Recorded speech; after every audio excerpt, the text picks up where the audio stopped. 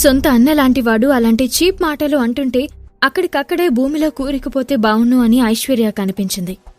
ఐశ్వర్య ఆ deal okay చేయించుకుని రావడం భరించలేని పవన్ అంతటితో ఆగకుండా, ఛీ, ఒళ్ళమ్ముకోవడానికి సిగ్గనిపించలేదా నీకు అని చేదరింపుగా అన్నాడు.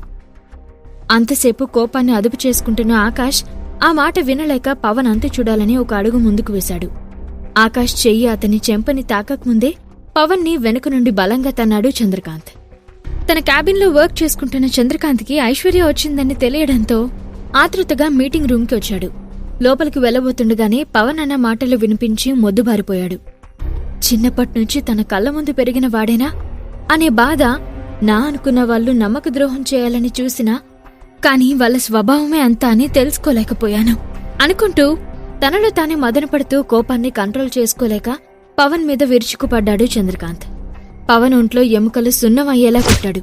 అప్పుడు కాని ఆకాష్ మనసు కుదుటపడలేదు.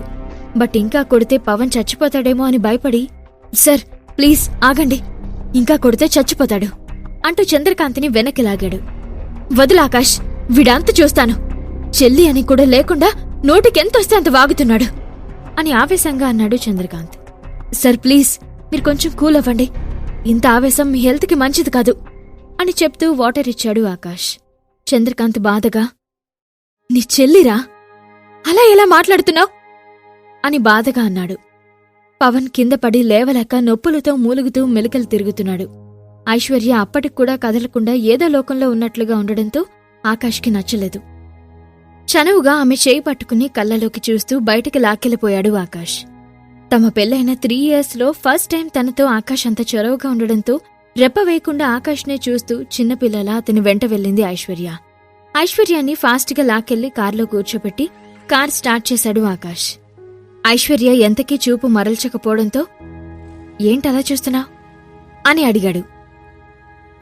కొత్తగా కనిపిస్తున్నావు అని మైమార్పుగా చెప్పింది ఐశ్వర్య. వాట్ అని బ్లష్ అవుతూ అన్నాడు ఆకాష్. ఐశ్వర్య కాళ్ళు ముడుచుకుని సీట్పై పెట్టుకుంటూ, ఆకాష్ నిజం చెప్పు, ఈ డీల్ ఓకే అవడానికి రీజన్ నువ్వే కదా అని పూర్తిగా ఆకాష్ వైపు తిరిగి కూర్చుంటూ అడిగింది. ఐశ్వర్య, ఇది సిల్లీగా లేదు, నేనెలా చేయగలను ఇంత పెద్ద డీల్ అని ఐశ్వర్య మాటలను కొట్టిపారేస్తూ అన్నాడు Akash. Akash please be serious, 3 years నుంచి చూస్తున్నా నిన్ను, నువ్వేంటో నాకు తెలీదా అని ఐశ్వర్య సీరియస్నెస్ నటిస్తూ అంది. అరే ఇట్ ఈస్ ట్రూ ఐశ్వర్య, నిజంగా నాకేం తెలీదు అని నమ్మించాలని ట్రై చేశాడు ఆకాష్. బట్ ఐశ్వర్యతో ఎంత చొరవగా మాట్లాడుతున్నాడో గుర్తించలేదు ఆకాష్. ఇన్ని రోజులు ఒక గిరిగేసుకుని హద్దుల్లో ఉంటున్న ఇద్దరూ తమకి తెలియకుండానే ఇద్దరి మధ్యలో ఉన్న హద్దులని చెరిపేయడానికి ఒక స్టెప్ ముందుకు వేశారు. అంటే నాకు చెప్పొద్దు అని ఫిక్స్ అయ్యావా? అంతేలే, నేనెవర్ని అని అంటున్న ఐశ్వర్యని చూసి, ఫణీంద్ర కాలేజ్లో నా సీనియర్, ఇద్దరికి మంచి ఫ్రెండ్షిప్ ఉంది ఆ రోజుల్లో, సో నేను అడగ్గానే హెల్ప్ చేశాడు అని ఈజీగా అబద్ధం చెప్పాడు ఆకాష్. మరి బాబాయ్ వాళ్ళని ఎందుకు ఇన్సల్ట్ చేసి పంపించాడు అని ఆలోచిస్తున్నట్టుగా ఫేస్ పెట్టి డిటెక్టివ్లా అడిగింది ఐశ్వర్య. ముద్దుగా మూతి బిగించి అడుగుతున్న ఐశ్వర్యని చూసి మనసు వశం తప్పింది ఆకాష్కి. కష్టంగా ఉన్నా చూపును ఐశ్వర్య నుండి తప్పించి డ్రైవింగ్ మీద కాన్సంట్రేట్ చేసి, ఎందుకంటే మీ బాబాయ్ ఆ ప్రాజెక్ట్ని డబ్బుతో కొనాలనుకున్నాడు, బట్ నేను పర్సనల్గా మన కంపెనీ గుడ్విల్ గురించి ఎక్స్ప్లెయిన్ చేయడంతో కన్విన్స్ అయ్యి ప్రాజెక్ట్ మనకు ఓకే చేశాడు అని క్లియర్గా ఎక్స్ప్లెయిన్ చేశాడు ఆకాష్. ఐశ్వర్య నమ్మినట్లుగా తలూపి, నాకు చాలా హ్యాపీగా ఉంది ఆకాష్, కంపెనీ ఎక్కడ మన చేజారిపోతుందో, డాడీ నమ్మకం నిలబెట్టుకోలేకపోతానేమోనని ఎంత బాధపడ్డానో, బట్ ఇప్పుడు కేవలం నీ వల్ల, only because of you, all happiness అని ప్రేమగా చూసింది ఐశ్వర్య. ఐశ్వర్య మాటల్లో ప్రేమను గుర్తించలేక తనకి హెల్ప్ చేసినందుకు అభిమానం చూపిస్తుందని భ్రమపడ్డాడు ఆకాష్. ఏం మాట్లాడలేక చిన్నగా నవ్వి ఊరుకున్నాడు. కాని ఆఫీసులో ఏం జరగనట్లు నార్మల్గా బిహేవ్ చేస్తున్న ఐశ్వర్యాన్ని చూస్తుంటే ఆశ్చర్యంగా అనిపించింది ఆకాష్కి. మరోవైపు ఆవేశంగా వెళ్లి మీటింగ్ రూంలో అలాగే కూర్చుండిపోయాడు చంద్రకాంత్. రేయ్, మిమ్మల్ని ఏ రోజైనా వేరుగా చూశానారా? నా తమ్ముడి పిల్లలైనా నా సొంత పిల్లల్లా చూసుకున్నాను కదరా అని బాధగా అంటూ, మిత్ర గ్రూప్స్ బ్రాంచ్ మేనేజర్ ఫణీంద్ర మన ఆకాష్కి కాలేజ్లో సీనియర్ కాబట్టి నువ్వతన్ని కొట్టింది కూడా మర్చిపోయి ఎంతో రిక్వెస్ట్ చేస్తే ఆ ప్రాజెక్ట్ మన కంపెనీకి ఇవ్వడానికి ఒప్పుకున్నాడు. అంతేకాని నువ్వనుకుంటున్నట్టు నా కూతురేదో చేస్తే కాదు అని చెప్పాడు చంద్రకాంత్. అప్పుడే అక్కడికొచ్చిన మయూకాంత్ పవన్ని చూసి బాధగా, రే పవన్, ఏమైంది అని కంగారుగా తన దగ్గరికొచ్చాడు. మయూ, నీ కొడుక్కి వయసు పెరిగినా బుద్ధి పెరగలేదు. నువ్వే హద్దులో పెడతావో లేక బుద్ధి చెల చేస్తావో నీ ఇష్టం. బట్ ఇదే ఫస్ట్ అండ్ లాస్ట్ టైం. ఇంకొకసారి ఇలా జరిగితే ఒంట్లో ప్రాణం లేకుండా చేస్తాను, జాగ్రత్త అని చెప్పేసి వెళ్ళిపోయాడు చంద్రకాంత్. మయూకాంత్ కష్టంగా పవన్ని లేపి చైర్లో కూర్చోబెట్టి, ఏంట్రా ఇది, ఏం జరిగింది అని అడిగాడు. పవన్ కష్టంగా జరిగింది చెప్పగానే అతన్ని లాగిపెట్టి పీకాడు మయూకాంత్. డాడీ అని కోపంగా అరిచాడు పవన్. బుర్ర తక్కువ సన్నాసి, నీ చేతకానితనం వల్ల ప్రాజెక్ట్ దక్కించుకోలేకపోయాం. లేకుంటే ఈరోజు ఈ కంపెనీ మన గుప్పెట్లో నా అన్న నా కాలి కింద చెప్పులా అణిగిమణిగుండేవాడు అని ఆవేశంతో అటు ఇటు తిరుగుతూ అన్నాడు మయూకాంత్.